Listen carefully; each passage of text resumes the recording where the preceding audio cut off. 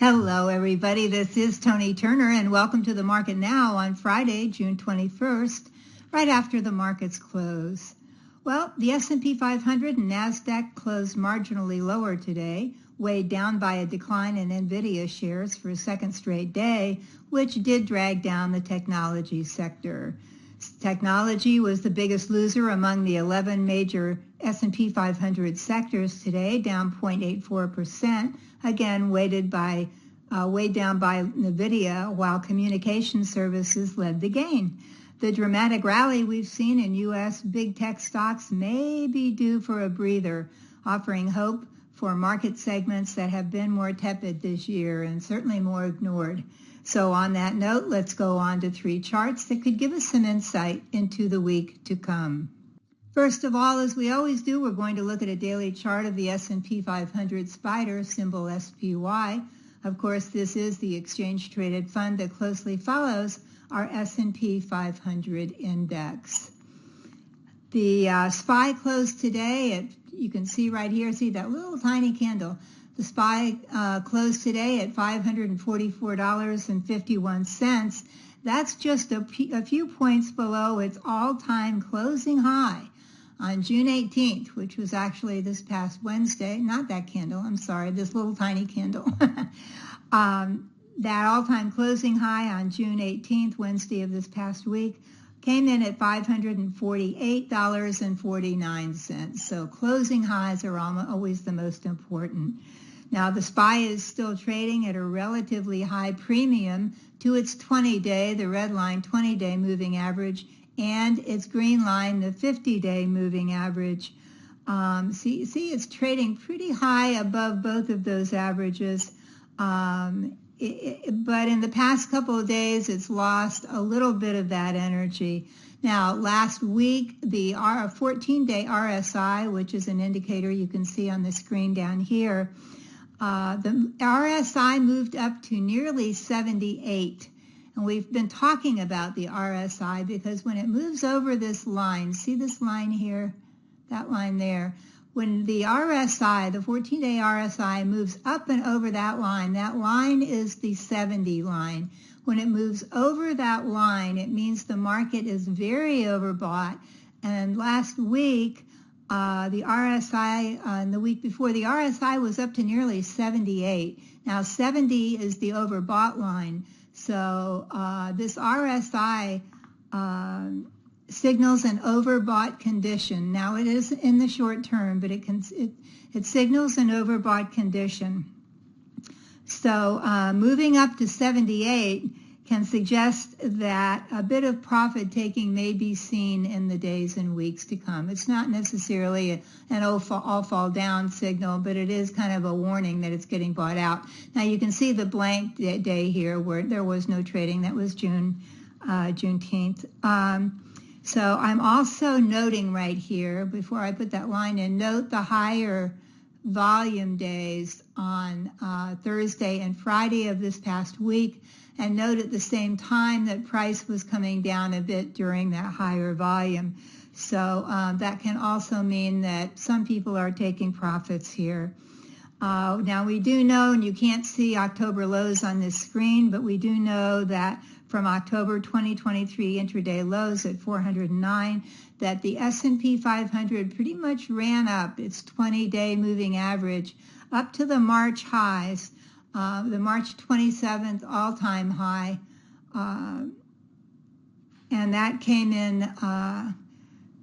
at $523.17, and that was a 22% gain from the October lows.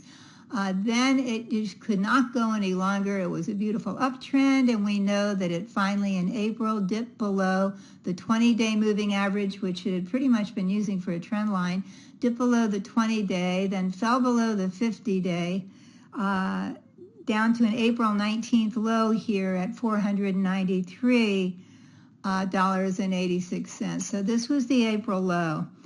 Now we struggled for a little bit here, and after a couple of running starts on May 6th, it managed to jump back over the 20-day, which by then was inverse to the 50-day, but it jumped over it up here to 516. So that was a good thing that it got back over that 50-day moving average. And it rallied from there to make another new closing high on May 21st at right here. You can see that candle at $531.36.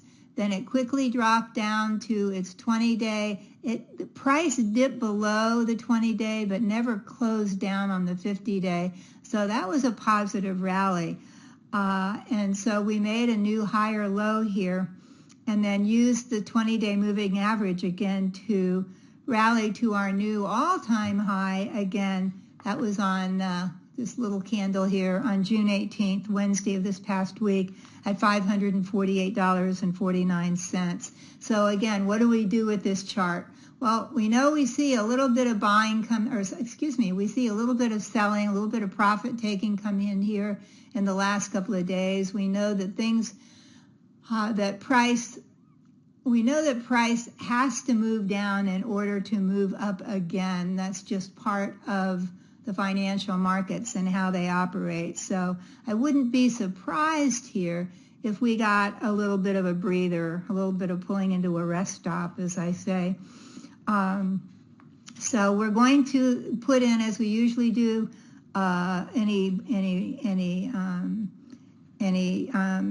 support and resistance that I see here. Now our new resistance here, we're going to put it in at 550, 551 on this chart. We have a gap right here, so we're going to use that 540 as a potential price support level for the SPY. Then we look down to the 20-day moving average. That's basically coming in at 535. Then we're looking at the 50-day moving average, which you can say is coming in at 522. So we have plenty of potential price support here and moving average support should we need it. Technically speaking, we're still in an uptrend and the market is still very bullish. Next week coming in, we do have new home sales, consumer confidence, the PCE, which is very important to the Fed, and the GDP, the gross domestic product. So they're all important reports coming in next week. Remember, trade what you see, not what you think will happen. Good thing to remember next week. Okay, our next chart today is a daily chart of the Invesco QQQ, symbol QQQ. As you all know, this is the exchange-traded fund that closely follows our NASDAQ 100, which is the index that has the top 100 non-financial stocks in the NASDAQ stock market. The NASDAQ 100 is home to the big momentum stocks like NVIDIA, Meta, Apple, Microsoft, that whole group. Now, the Qs closed today at $480.18. Just a few points below the all-time closing high, that little tiny candle you see there. That was on June 18th, and the all-time closing high so far has been $485.21. So the Qs are trading at a big premium, that space between from the 20-day moving average up to the bottom of price. Qs are trading at a 3% premium to the 20-day moving average. That's pretty high. Of course, the RSI is coming down from where it has been last week.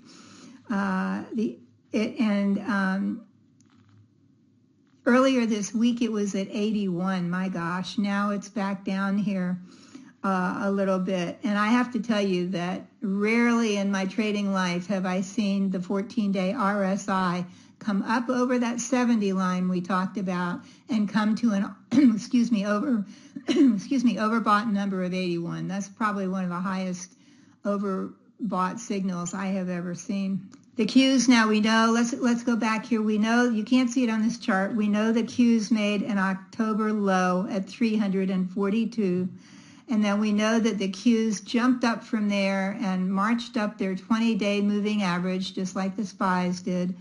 Marched up to its all-time high at that point on March 22nd at this little tiny candle here at $446.38. And from the October lows up to this point was a 23% gain, and that is really, really good. In October, just like the SPY, the Qs ran out of breath. They rolled over, fell below the 20-day, fell below the 50-day moving average, which is a big deal because they've been trading above those moving averages for quite a few months.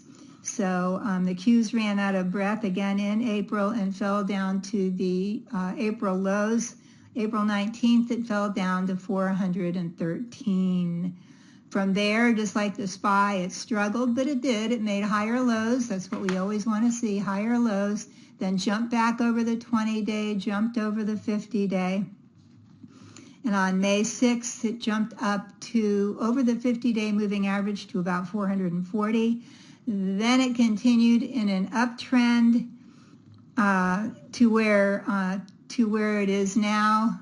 Back here, the all-time high is at $485.21. Again, that's the all-time high. It did back off a bit to the 20-day moving average here, but it rallied right back up and kept going. Now, one thing you can do here that I'm sure some other trading teachers have told you, at this point, NVIDIA, to a large degree, I'm going to say, is kind of has been helping move the market higher, especially the tech stocks. So as well as watching this SPY and the QQQ, I do keep an eye on NVIDIA during the day because it looks like it's overbought itself right now. We're not going to look at a chart, but if that starts to move down a little bit, it is going to influence the QQQ for sure. Now we have new resistance up here, so we're going to call our new resistance point on the Qs at 486, 487. Then, of course, we have potential price support about 466 at the 20-day moving average. Then we go down to our 50-day moving average, and we have potential price support here at 448, with a little bit here at 444 from that little dip back here in May. Now, again, tech stocks have borne much of the responsibility of pulling the market higher for the last few months, and we are going to have to wait for the coming week to see if they can remain strong, but it could be we get a little bit of a broadening effect here, at least for a little while. We'll have to stay tuned and find out. Just trade carefully, and please keep in your protective stops. Our final chart today is a daily chart of the iShares U.S. Pharmaceuticals ETF, the IHE. The IHE has 34 holdings. Top holdings include Lilly, Johnson & Johnson, Pfizer, Merck, and Bristol Myers Squibb. The IHE closed today, as you can see, very nicely at $67.02. Above its 200-day, its 50-day, and right, just bouncing off of its 20-day moving average. Now, we can't see it on this chart, but it did make an October low at $55.42. Then you can see how dramatically, because this is starting in November, this chart, it climbed dramatically up its 20-day moving average to its February recent all-time, and this is an all-time high here, to its February all-time highs at $69.55. So that was a huge, dramatic, steep run-up. Beautiful. As a trader, you should know it's not necessarily sustainable, but it is great. And when you see the first little bit of fumbling here, or sooner, that's usually when we take profits for something like this if we're short-term traders. At any rate, it made the February highs, again at $69.55. Then profit taking started in, and the IHE started falling, finally fell below its 20-day moving average, tried to perk up in March with everybody else making highs, but it was too much too soon, and it kept falling down through the 20-day, down through the 50-day. And all the way down to its April lows. And note here how it used the 200-day moving average for support. So it came down to a low in April, just above the 200-day, bounced up a little bit, said no, then had to retest those lows down here at 62.57. Then said, okay, that's enough retesting, and bounced right back up back over the 20-day moving average, over the 50-day moving average into May, up to May, about 66 here it bounced up to. Then it had to take a breather again, back down below its moving averages, but not for long.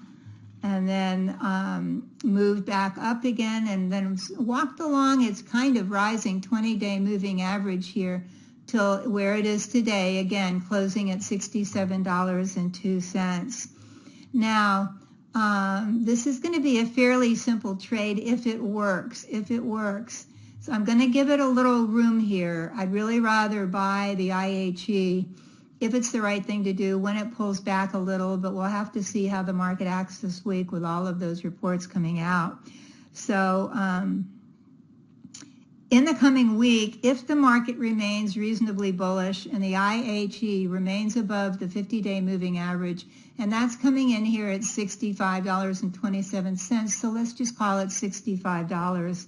So if the IHE remains above $65 or the 50-day, I will add a small position to my trading portfolio of the IHE with a stop down here. See that low there? Okay, my stop is going to be down here at $64.25. If and when the IHE can rise up to its prior high up here, and this is up at 68, if and when the IHE can rise above 68, I will add to my position, and of course by then my stop will be a trailing stop. So you may want to keep an eye on the IHE in the coming week. And now, here's some news from ToniTurner.com. As I've said before, we've lowered the price of all of our online training programs to make them more accessible to everyone out there. So if you'd like to become a more profitable trader, now is a great time to check out my timeless trading programs. The one I'm going to talk about quickly today is how to swing trades successfully, right there. How to swing trade successfully gives you the simple strategies you need to make money from swing trading. And basically what that is, it's a short-term trading strategy that shows you how to enter trades when price begins to move higher, and then sell that position when that price swing is near the end. So think of it like this. We just looked at charts where the uptrends were moving up, right? So what you do in a swing trade is basically you capture this part. I call it the center of the Oreo, okay? The trade could last anywhere from 2 to 3 to 7 or 8 days. So say 2 to 7 or 8 days is what mostly happens. You're capturing the middle of the Oreo. In the program, I teach you my very easy to learn Sleeping Tiger setup that has been used by hundreds of traders to get you into good moves early and then avoid the downtrends. So again, the center of the Oreo. I still use the sleeping setup myself all the time. Now our new discounted price for this program is only $187, and you'll receive special bonuses when you order, including 1 month of Metastock daily charts or Metastock real-time charts. So that's a really good bonus. So from our ever-popular 7 steps to successful trading to, again, how to swing trade successfully, how to trade the trend to profits, always one of my favorites, how to read charts, great for novices and people wanting to brush up, 3 winning trade-ups, great for short-term traders, bottom fish like a pro, I love it. Find out how these online programs can help you earn more money quickly and easily. And once you purchase, you have unlimited access. So be sure to check them out by going to the link on this screen or simply click on the orange button below. Until next week, be careful out there. Keep green on your screen. I'm Toni Turner, and this is The Market Now.